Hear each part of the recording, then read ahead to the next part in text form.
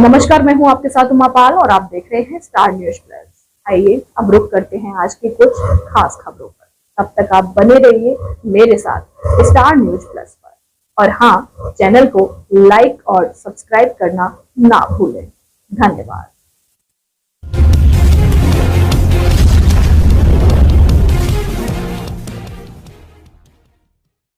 बांध में आयोजित भागवत कथा का पंचम दिवस कथावाचक ने हिरण्यकश्यप, भक्त प्रहलाद व श्री कृष्ण जन्मोत्सव की कथा सुनाई। ग्राम पंचायत भावगुड़ी के तहत गांव बांध में आयोजित श्रीमद् भागवत कथा पुराण के 5वें दिन आचार्य हितेंद्र शर्मा जी ने अमृतवाणी से हिरण्यकश्यप व बेटे प्रहलाद के बीच नवदा भक्ति के बारे में शुकदेव जी ने राजा परीक्षित को बताया कि गजेंद्र मोक्ष की कथा का भी वर्णन विस्तार से किया गया। इसके उपरांत राजा बलि व वामन की कथा के बारे में सुनाया गया। इसके उपरांत कथा की समाप्ति पर शनिवार को कृष्णा जन्मोत्सव बनाया गया। कान्हा जी की सुमंदर झांकी से भी भक्तजन मंत्रमुग्ध व आत्मविभोर हो गए। सारा माहौल कृष्णमय हो गया। स्टार न्यूज प्लस के लिए हिमाचल प्रदेश के बद्दी से सतीश जैन की रिपोर्ट।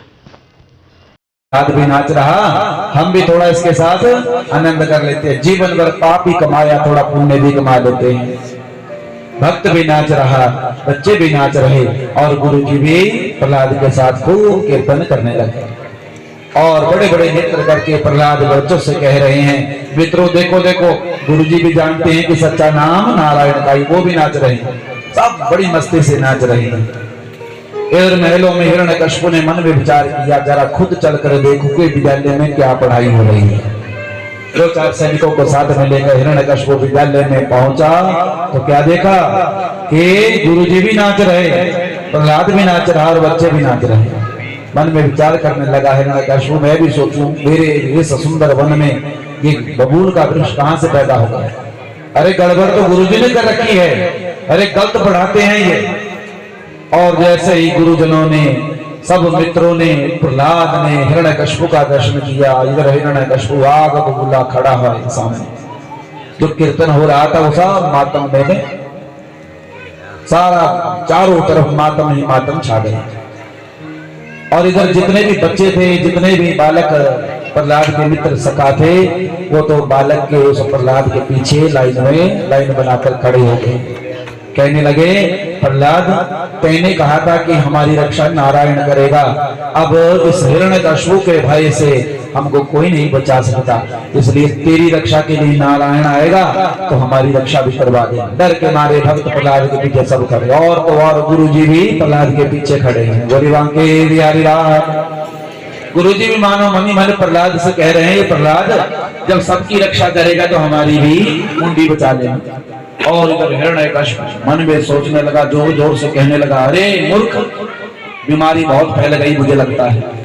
अरे मैंने सोचा कि बच्चा है कुछ गड़बड़ नहीं करेगा, परंतु बीमारी बहुत बढ़ गई। अब तो कुछ डोज देना ही पड़ेगा और इसका एक ही उपाय है कि बीमारी और ना बढ़े तो रोगी को ही समाप्त कर दिया जाए। प्रेम से बोलो जय श्री राम। और रोगी कौन है? नारायण नाम का रोगी है भक्त प्रहलाद, जो लाइन में सबसे आगे खड़ा है। हिरण्यकश्यप कहने लगा, प्रहलाद मैं सोचता था कि तुझे अपने हाथों से ना मारूं, परंतु आज तू मेरे हाथों से मारेगा और तू मुझसे डर नहीं रहा है, तुझे भय नहीं अपनी मृत्यु। प्रहलाद बड़े भाव से, श्रद्धा भाव से कहने लगे, पिताजी मेरी रक्षा करने वाला वो नारायण है, मेरी रक्षा करने के लिए वो नारायण जो खड़ा है। और यदि पिताजी मृत्यु आ जाएगी, मेरा समय यहीं तक है, मेरी आयु इतनी है, तो मुझे फिर नारायण भी नहीं बचा सकता। अगर मेरी मौत आपके हाथों लिखी है तो होकर रहेगी, और यदि नारायण मुझे बचाना चाहता है तो अवश्य आकर मेरी रक्षा करेगा। हिरण्यकश्यप कहने लगा, अरे तुझे तो मैं बाद में देखूं, बता तेरा नारायण कहाँ है, पहले उस नारायण से ही लड़ता हूं, तुझे तो मैं बाद में देखता हूं, बता तेरा नारायण कहाँ है। और भक्त प्रहलाद ने कहा, पिताजी मेरा नारायण कहाँ नहीं है ये पूछो, जर्रे जर्रे में है झांकी भगवान की, किसी परख वाली आंख ने पहचान।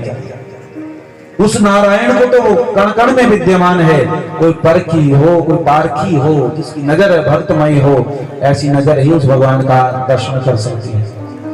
अरे प्रहलाद तू कह रहा है कि तेरा नारायण सर्वत्र है, तो हे प्रहलाद का असौ यदि सर्वत्र कस्मात् स्तंभेन न दृश्यते, अरे तू बोल रहा है कि तेरा नारायण हर जगह है, परंतु इस खंबे में मुझको क्यों नहीं दिखाई दे रहा है?